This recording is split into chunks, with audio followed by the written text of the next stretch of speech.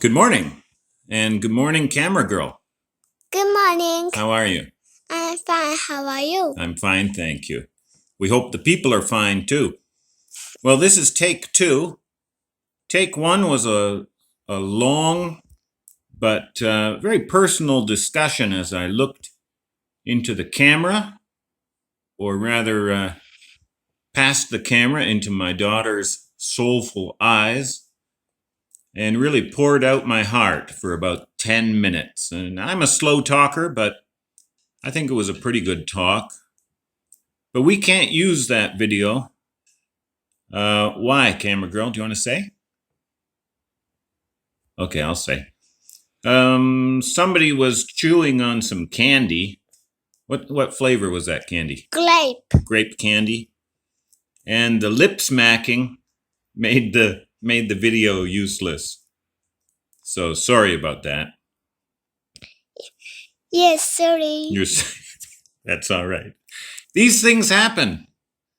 But now I think we'll switch out of candy lip smacking mode. I'll just go over to the computer and carry on there. Bye-bye. So I published this thing incomplete, and I knew it. I was still, at the time, learning more, and still am. This second edition is incomplete. I know that. Well, that's where this video supplement comes in. There will be no third edition, so don't wait for it. I have other things to do. But we can learn more and update and advance the state of Hibagonology through these videos. Now you say, why publish an incomplete book, Kyle? Isn't that a silly thing to do? Maybe irresponsible. Well, these photos were already 2 years old when I found them, and you were not seeing them, and you weren't going to be seeing them anytime soon, it looked like. They're 4 years old now when some of you are finally getting to see them. They were broadcast in 2017. They should have been world news. When I found them, I wasn't going to just sit on them. Someone needed to get them and the story behind them from Japan to the rest of the world. You know, we have quite enough gatekeepers, in my opinion. Well, I'm a gate crasher, and I hope you are too. You know, my dad was a teacher of mechanical engineering. He's retired now. He made the transition from drafting tables to software. Yeah, he had to do it, and he was not a computer guy, not at all. And the software was always coming out and being updated, and it was as new to him as it was to his students. So he used to pull a lot of all-nighters trying to figure out just the next chapter of the software manual so he could teach that to his students. And then he'd have to run home and get ahead of them again so he could teach them more next week. Well, I admired the way he hustled and how he was open and honest with his students, that he was only so many pages ahead of them. And that inspired me. That example inspired me to pull the trigger and publish. But I knew that a second edition was going to be needed. And sure enough, yeah, pretty soon it was. In the spring of this year, I learned more I'm going to tell you in this video. I also, in the spring, got a very good review in this magazine. And from that review, I came to the attention of the Hiroshima Prefectural Library and Archives. Now, they found my book and they thought it was an important cultural work, and they wanted to preserve it forever. Now, once they did that, it would be out of my hands forever. No more changes, no additions. So I asked them, please, I said, I'm very grateful for this honor, but please hold your shirt because I've come into new information that makes a second edition urgently necessary. In fact, a matter of life and death. Well, they agreed to wait, and thank you, Hiroshima Prefectural Library and Archives. Now, we here have been laying the groundwork together. You have the historical background now that I had when I made the next discovery. So you are prepared to see and feel right now what I saw and felt this spring. Okay, to recap, we have centuries of evidence for these Hibagon beings in folklore, history, encyclopedias, other literature, and law. Governments acknowledge them. I dare say that we have more historical evidence and documentation of Bigfoot beings here in Japan than anywhere else in the whole wide world. That's just my opinion. Now you know the regions with the strongest Hibagon Bigfoot traditions that I have been able to find are Hiroshima, Gifu, Niigata, Northern Tohoku, Kanagawa, and Nara. Please let this map just burn itself into your eyes. You must remember this map. Now, I am a great fan of David Paulides for both his Bigfoot work and his Missing 411 work on missing people. I wondered, because I live here with small children, I got to wondering this spring how many people were missing in Hiroshima Prefecture. Well, I went to the National Police Agency. The National Police do not themselves do investigative work. They're not quite like the FBI or the Mounties. Their only operational units are the Imperial Guard, and that's pretty good. But they mainly police the police. Now, please listen up. If I'm boring you, don't be bored now. This is important. The NPA oversees the 47 prefectural police forces of Japan, coordinating them and ensuring standards and policies. Why is that important, Kyle? Because we can be quite comfortable comparing the police data of different prefectures, which we are going to do. Because the NPA coordinates the different prefectures and ensures standards and policies. So we're not comparing apples and oranges. We're comparing apples and apples. So thank you, NPA. Now the NPA keeps a meta list of missing persons.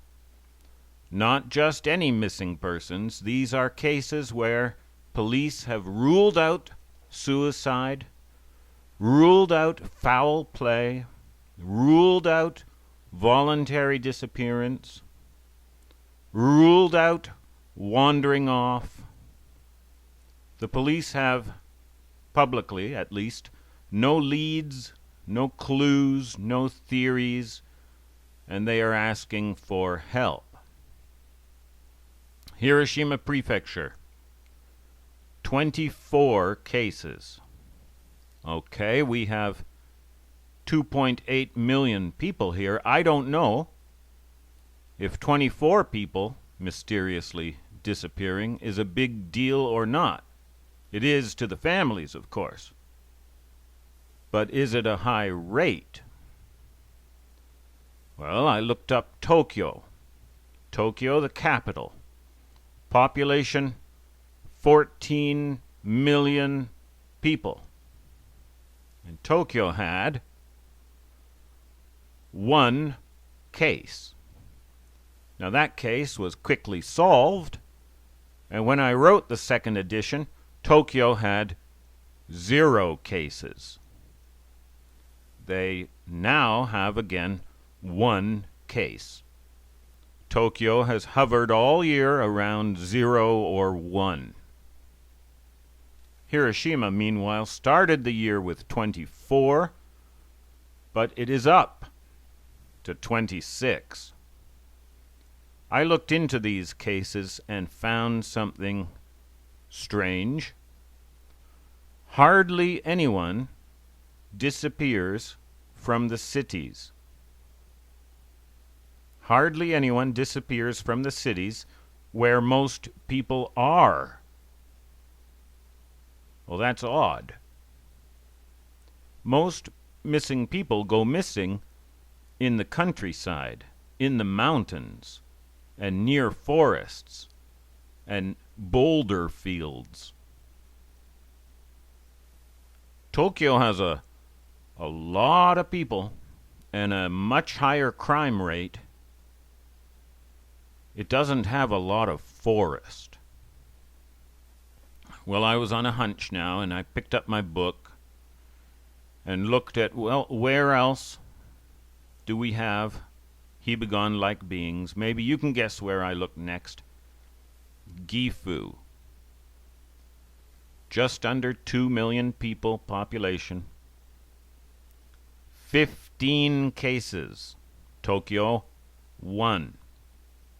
Same pattern, disappearing near mountain and forest, not from the cities of Gifu.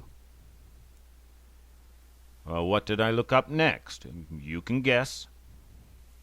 Niigata. 2.2 million population. 17 cases on the list. Tokyo, 1. Same pattern, mountain and forest. I looked up all 47 prefectures and calculated their rates of representation on this national list of missing persons. This is what I got. Yellow means above average, within 1 standard deviation. Red means 2 standard deviations or higher. Hiroshima and Ehime are 3 standard deviations higher. Nara, 4 standard deviations higher. If this were an IQ test, that would be good news, but yeah, it's not. You can see how red areas bleed over into yellow contiguous areas. You can see that Greater Tokyo, with 40 million people, is largely free of this problem. It is not a criminal problem, in my opinion. It is not a human-caused problem. This little town of Otake, south of Hiroshima City, population 27,000, has 2 cases on the NPA national list. Tokyo, 1, sometimes 0. Otake City Hall has 4 more mysteriously missing people, for a total of 6 that I could find. You can see how the town is long and skinny, squeezed between the mountains and the sea. East of this main road is all commerce and industry. Everyone lives on the west side. Everyone is always near forest and mountain. Mihara City, population 97,000. Mihara has 4 cases on the NPA list. Tokyo, 1. But go to Mihara City Hall, and they will give you the names of 17 more mysteriously disappeared people. And downtown Mihara is very safe. I would trust my children to walk around downtown Mihara all alone. People disappear near the forest. You have to start thinking they're disappearing into the forest. Taking only the top 12 prefectures. The 12 prefectures with the highest rates of representation on the NPA, not my list. I did not make this list. I did not cherry pick anything. This is the National Police Agency list of missing persons. We see this.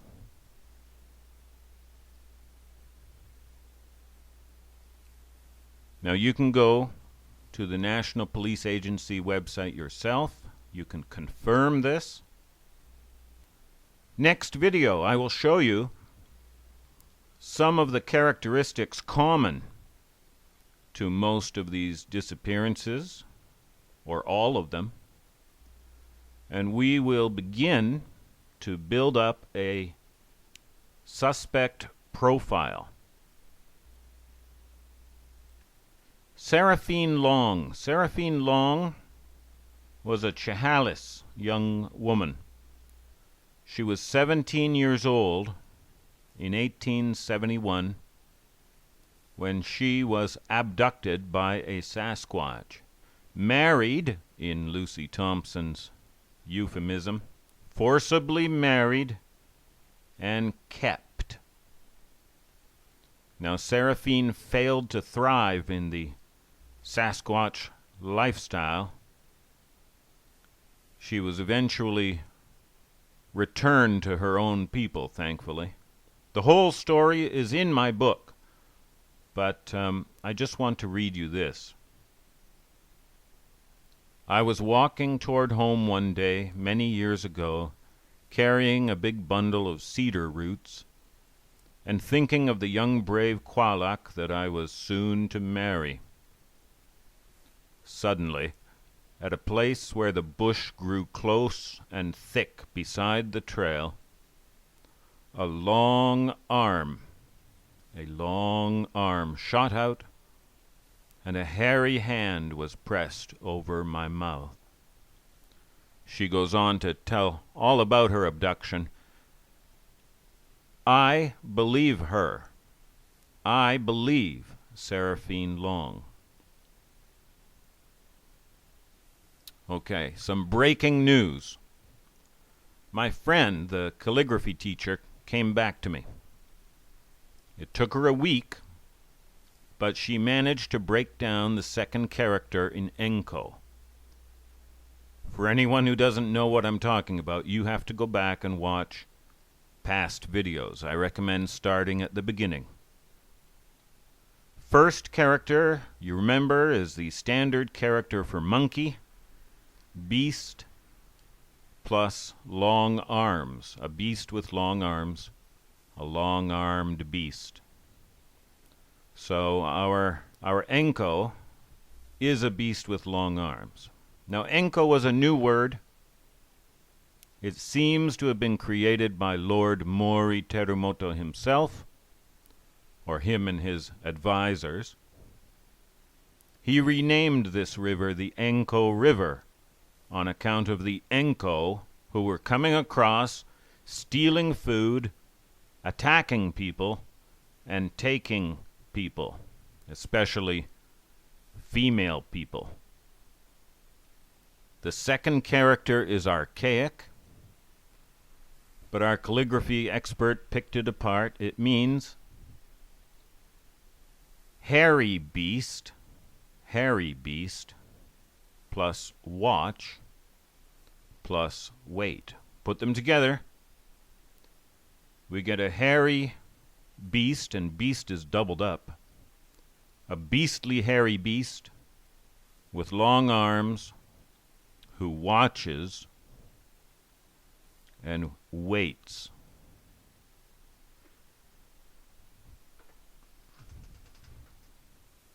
Sounds like the creature described by Seraphine Long. Sounds like those Enko. Sounds like Kurote. Sounds like these creatures being described all over Japan, especially here, and here, and here, and here. The same places where people are disappearing at high rates. Near forests and mountains where the bush grows close and thick beside the trail. I'm Kyle for Hibagon Japanese Bigfoot. Okay, next video, suspect profiling. My family is now planning our autumn trip to Mount Hiba. We're looking at November. Why November? Because of Hibagon seasonality. You knew that if you were one of my elite core of readers. Now, one friend here on the channel has brought up funding through donations, and he has made a very generous offer. In a few days, I will be announcing a donation drive, and I will tell you what I would like to do with any donations. And of course, donors will also have a say. Bigger donors will have a bigger say. So, thank you and yoroshiku. Okay, I want to find this body. I have some ideas how. I want to find more evidence of Hibagon. I have found teepee-like stick structures way back in the woods. The local people who have lived there all their lives cannot tell me what they are, or who would have made them, or why. I'd like to show you the photos, but I'm saving them for, I hope, a second book, which I hope will become necessary when I find this guy. I want to understand this 411-like phenomenon of missing people here in Japan, vanishing into forests. I mean, I think I do understand it. I want you to understand it too, and I want all of us to know some of the danger signs. And I want us to be safe. All right, thank you for watching. See you again next time. Suspect profiling. Bye-bye.